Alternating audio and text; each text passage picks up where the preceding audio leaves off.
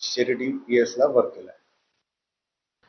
छत्रपती संभाजीनगरच्या वेरूळ परिसरात किरकोळ वादातून जीव गमावलेल्या शिक्षकाच्या मृत्यू प्रकरणी गुन्हा दाखल झालाय.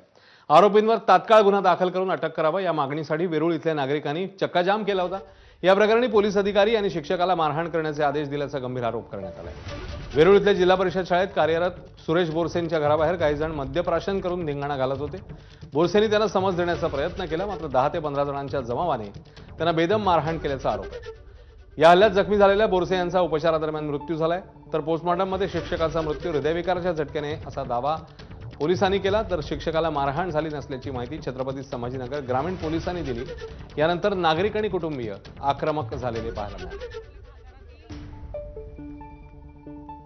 गोष्टी ताबडतोब खुलासा झाला पाहिजे.